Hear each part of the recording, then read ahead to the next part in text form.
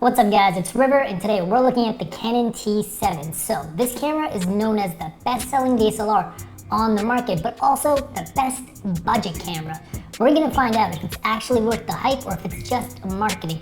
Also, I did an in-depth comparison of this camera with other cameras that are actually more expensive than this camera to see how it really stacks up.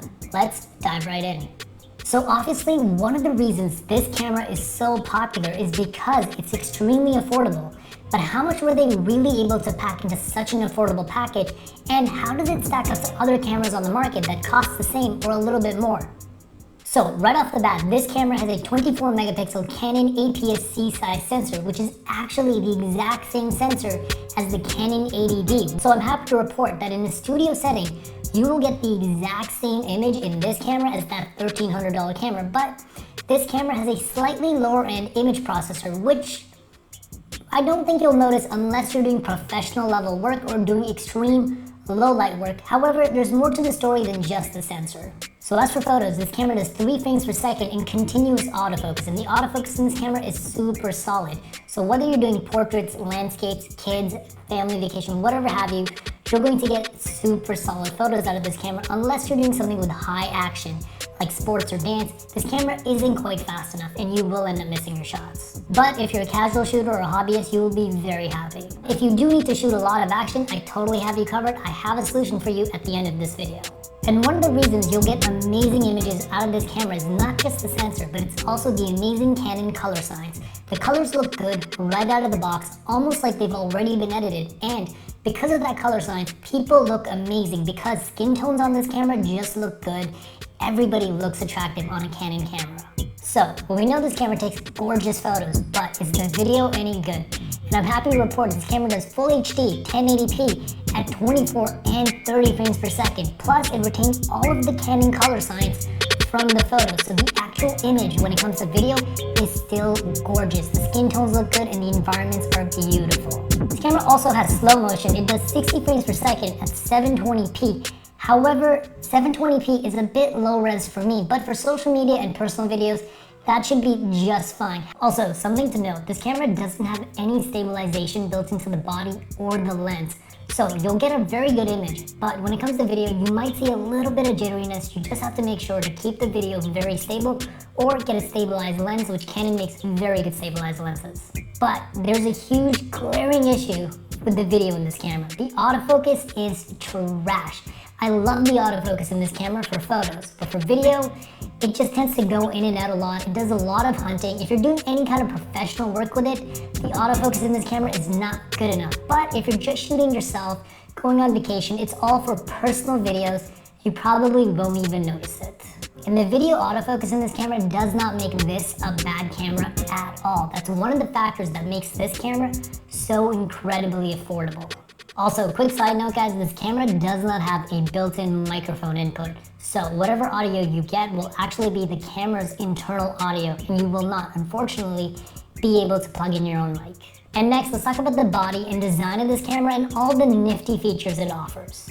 In terms of the body, it's a small, lightweight, and compact camera. Canon makes a very quality hardware, so if you take care of this camera, it will last you forever.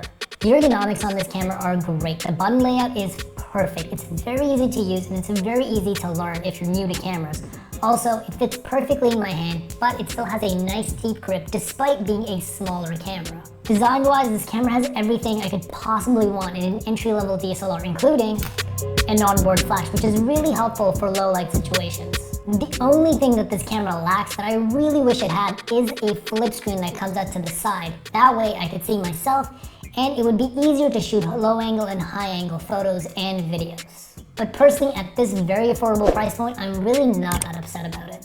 And one thing that I was really happy to see on a camera like this is actually NFC and Wi-Fi. You can actually connect this camera straight to your phone, take your photos straight from the camera to your phone, edit them on your phone, Instagram, what have you, and share them in social media or share them with family and friends. That's a really nifty feature to have on a camera like this. And lastly, that brings us to the most exciting part of this video, a camera comparison to see how this camera really stacks up to its competition, and is this camera worth the hype? Who should buy this camera and should you buy this camera?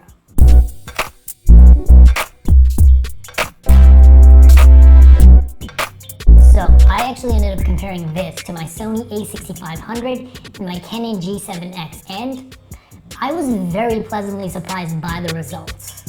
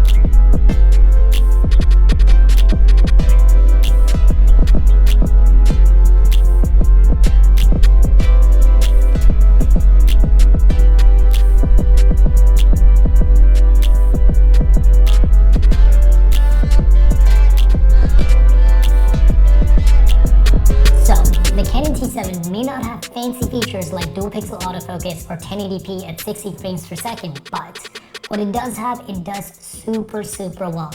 I thought the image quality of this camera really stacks up, and I almost cannot tell that this is a much cheaper camera than the a6500 and the G7X Mark II. It's pretty obvious to me which camera is which, but I actually thought the a6500 did not look quite as good as the Canon T7. I really like the color science that comes out of the Canon camera, and I'm happy to report that at this affordable price, you still get that gorgeous Canon image just without all the bells and whistles. And if you're someone that's just using this as a hobby, or it's just your personal camera, you probably don't need all those bells and whistles or those professional features. But if you're going to be using this for professional work, here are a few cameras that I'd recommend over the Canon T7 to make up for the features that this camera lacks without going that much over the cost of this Canon T7. So the two cameras that I'd recommend over the Canon T7 if you're doing professional work and you need all those bells and whistles are two other Canon cameras, the Canon SL3 and the Canon T7i. Both of these cameras are only about $200 to $250 more, and they have features like 4K video, 1080p at 60 frames per second for slow motion video, and they also have Canon's dual pixel autofocus, which is phenomenal autofocus specifically for video. It is almost like set it and forget it, and is a very accurate autofocusing system. The only difference between the Canon SL3 and the T7i are that the Canon SL3 is mainly for someone that's going to be doing video. It does have a flip out screen. And the Canon T7i is almost the same as the Canon SL3, but the T7i has a few more autofocus points when it comes to photos.